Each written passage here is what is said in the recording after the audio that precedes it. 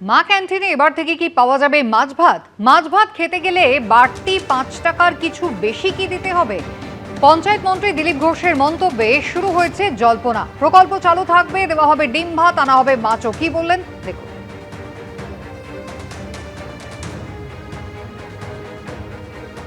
একদিন ডিম ভাত যেটা 5 টাকায় ছিল ওটা চালু থাকবে, তার সঙ্গে মাছকেও ইন্ট্রোডিউস করা হবে আর একটু তার কোয়ালিটি ঠিকঠাক করা হবে যাতে লোক খেতে পায়। একটু কোয়ান্টিটি বাড়ানো হবে, আরও বেশি জায়গায় করা যায় কিনা, এটা গরিব মানুষদের জন্য ব্যবস্থা আছে, সেটাকে ঠিকঠাক করা। এক্ষেত্রে কি কোনো দিনক্ষণ ঠিক হয়েছে বা ও সঙ্গে সঙ্গে লাগু হয়ে গেছে? সিএম বলে দিয়েছেন যত তাড়াতাড়ি সম্ভব ওটা চালু হয়ে যাবে। ওটা কি 5 টাকাতেই থাকবে? আপাতত 5 টাকা আছে, দেখা যাক, যদি মনে হয় বাড়াবার দরকার আছে, খরচা যদি বাড়ে তখন সরকার ভাববে। মা ক্যান্টিন যেখানে চলছে ওখানেই পাওয়া যাবে। ভবানীপুরে বিজয় মিছিল করলেন শুভেন্দু অধিকারী। মুখ্যমন্ত্রী হওয়ার পর প্রথমবার পা রাখলেন ভবানীপুরের মাটিতে। মমতা বন্দ্যোপাধ্যায়ের বাড়ির সামনে দিয়ে গেল শুভেন্দু অধিকারীর রোড শো। ভবানীপুর তাকে ভোট দিয়েছে উজাড় করে, তার মাথায় হাত রেখে বলেছেন বিজয়ী ভব। বুধবার তারই বিজয় যাত্রা বেরোলো ভবানীপুরে। মুখ্যমন্ত্রী হয়ে ভবানীপুরে ফিরলেন শুভেন্দু অধিকারী। প্রাক্তন মুখ্যমন্ত্রীর বাড়ির সামনে দিয়ে গেল বর্তমান মুখ্যমন্ত্রীর মিছিল। এই মুহূর্তে আমরা দেখতে পাচ্ছি যে কালীঘাটে মমতা বন্দ্যোপাধ্যায়ের বাড়ির সামনে দিয়ে যাচ্ছে শুভেন্দু অধিকারীর বিজয় শোভাযাত্রা। এখানে প্রচুর মানুষের ভিড়। ওদের উপযুক্ত শাস্তি হয়েছে, দিদিকে হারিয়ে সবাই আমরা আনন্দিত। চেতলা লকগেট থেকে শুরু হয় শুভেন্দু অধিকারীর রোড শো। নতুন মুখ্যমন্ত্রীকে কাছ থেকে এক ঝলক দেখতে উপচে পড়েছিল ভিড়। এরই মধ্যে অপেক্ষা করছিল আরও একটি মুহূর্ত। চেতলা মোড়ে শুভেন্দু অধিকারীর রোড শো পৌঁছতেই দেখা গেল চেতলা অগ্রণী ক্লাবের তরফ থেকে শুভেন্দু অধিকারীর জন্য লেখা হয়েছে শুভেচ্ছা বার্তা, যে ক্লাবের পুজো উদ্যোক্তা কলকাতার মেয়র ফিরহাদ হাকিম। এখানে চেতলা অগ্রণী ক্লাব, তাদের পক্ষ থেকে সুস্বাগতম মাননীয় মুখ্যমন্ত্রী। এত বড় বড় করে লাইটে জ্বলছে যেখানে লেখা রয়েছে সুস্বাগতম মাননীয় মুখ্যমন্ত্রী চেতলা অগ্রণী ক্লাব। এবং আমরা যেরকমটা দেখতে পাচ্ছি যে এই চেতলা অগ্রণী ক্লাব, যে ক্লাব কিন্তু ফিরহাদ হাকিমের ক্লাব বলেই মূলত পরিচিত, সেই ক্লাবের পক্ষ থেকে ঠিক মোড়েতেই বড় করে হোর্ডিং দেওয়া হয়েছে। কেউ ফুল ছুঁড়ছেন, কেউ বাড়ির বারান্দা থেকে হাত নাড়ছেন। তাদের দেখে হাত নাড়লেন মুখ্যমন্ত্রীও। চেনা অচেনা মুখের ভিড়ে উৎসব মুখর হয়ে উঠল ভবানীপুরের অলিগলি।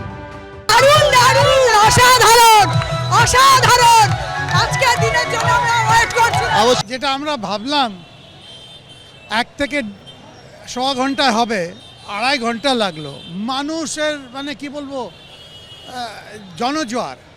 মানুষের জনজোয়ার পুরো 82 নম্বর ওয়ার্ড থেকে আরম্ভ করে 73, 72, 70 আর এই 63, মানে একেবারে প্রত্যেক সমুদায়ের লোক দাঁড়িয়েছিল। শুভেন্দু অধিকারীর কাঁধে এখন গুরু দায়িত্ব।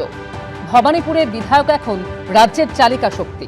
অর্ণব মুখোপাধ্যায়ের রিপোর্ট, এবিপি আনন্দ। ভবানীপুরের বিধায়ক হিসাবে শপথ নিলেন শুভেন্দু অধিকারী। ছেড়ে দিচ্ছেন নন্দীগ্রাম আসন। অন্যদিকে হুমায়ুন কবির ছেড়ে দিচ্ছেন রেজিনগর আসন। বুধবার বিধানসভায় মুর্শিদাবাদ থেকে মুখ্যমন্ত্রী শুভেন্দু অধিকারীর জন্য স্পেশাল মিষ্টির ভান্ডার নিয়ে এলেন আমজনতা উন্নয়ন পার্টির বিধায়ক হুমায়ুন কবির।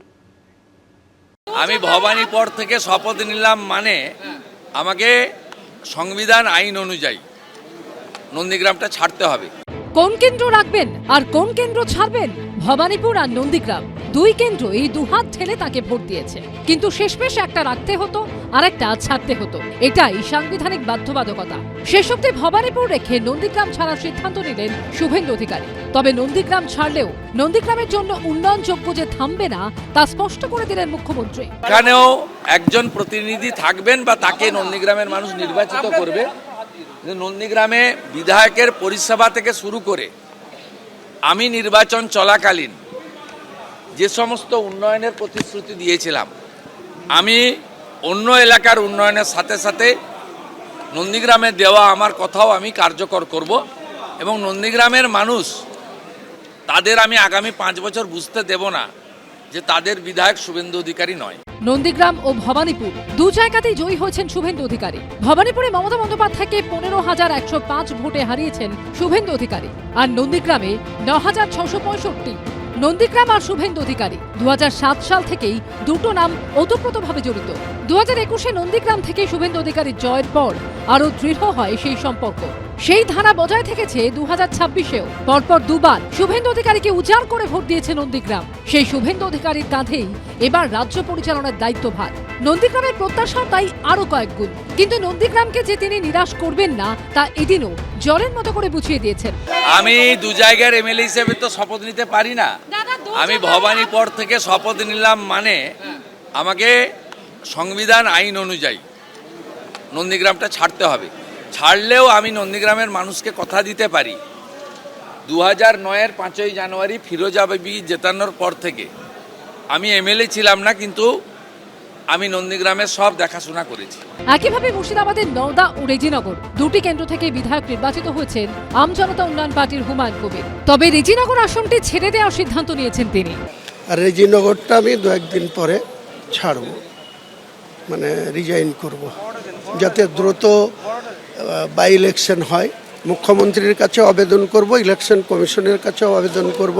এদিন মুর্শিদাবাদ থেকে মিষ্টির ভান্ডার নিয়ে বিধানসভায় হাজির হন আম জনতা উন্নয়ন পার্টির বিধায়ক হুমায়ুন কবির।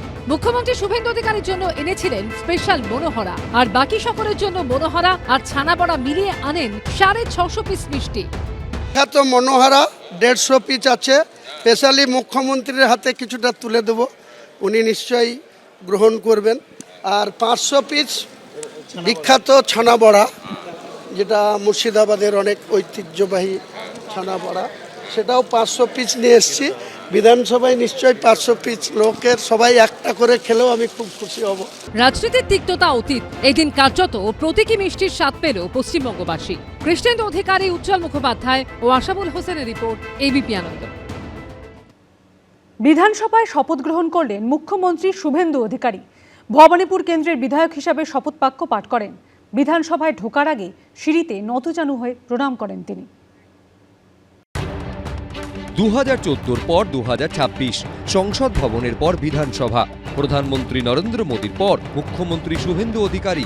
12 বছর আগে জাতীয় রাজনীতিতে যে ছবি দেখা গেছিল, বুধবার সকালে সেই ছবি ফিরল পশ্চিমবঙ্গের রাজনীতিতে। 2014 সালে প্রথমবার প্রধানমন্ত্রী হিসেবে সংসদে ঢোকার সময় নতজানু হয়ে প্রণাম করেছিলেন নরেন্দ্র মোদী। মুখ্যমন্ত্রী হওয়ার পর বুধবার বিধানসভায় ঢোকার মুখে একইভাবে প্রণাম করতে দেখা গেল শুভেন্দু অধিকারীকে। আগের বিরোধী দলনেতা যখন এখান দিয়ে ঢুকতেন, ঠিক সেইখান দিয়েই আজকে মুখ্যমন্ত্রী শুভেন্দু অধিকারী এইভাবেই ঢোকেন। আজকে লাল কার্পেট বেছানো আছে, আর ঢোকার সময় ঠিক এইখানেই তার জুতো খুলে নতজানু হয়ে তার বিধানসভাকে প্রণাম করে রাজ্যের মুখ্যমন্ত্রী আজকে বিধায়ক হিসেবে শপথ নিতে যাচ্ছেন। রাজ্যে প্রথম বিজেপি সরকার প্রতিষ্ঠিত হওয়ার পর ব্রিগেডে শপথ গ্রহণ অনুষ্ঠানের মঞ্চ থেকে নতজানু হয়ে পশ্চিমবঙ্গবাসীকে প্রণাম করেন প্রধানমন্ত্রী। এবার সেই পথ অনুসরণ করলেন শুভেন্দু অধিকারী।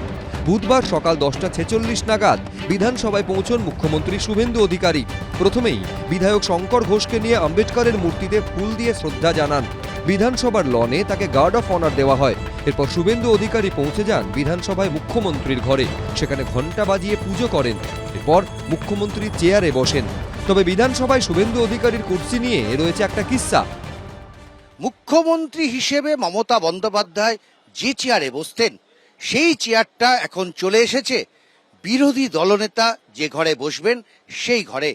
আর শুভেন্দু অধিকারী বিরোধী দলনেতা হিসেবে যে চেয়ারে বসতেন, সেই চেয়ার এখন মুখ্যমন্ত্রীর ঘরে, অর্থাৎ চেয়ার বদল। সকাল 11টায় শপথ গ্রহণ শুরু হয়। প্রথমে ভবানীপুর কেন্দ্রের বিধায়ক হিসেবে শপথ বাক্য পাঠ করেন শুভেন্দু অধিকারী।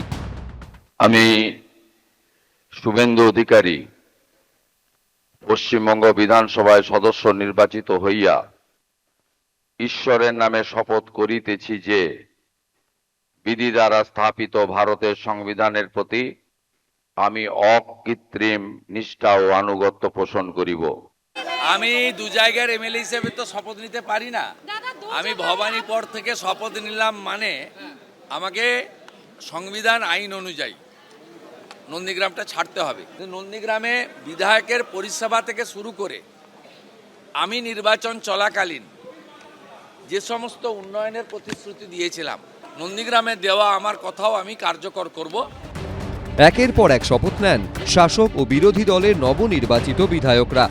উজ্জ্বল মুখোপাধ্যায়, আশাবুল হোসেন, কৃষ্ণেন্দু অধিকারী, এবিপি আনন্দ। এবিপি আনন্দ, এগিয়ে থাকে, এগিয়ে রাখে।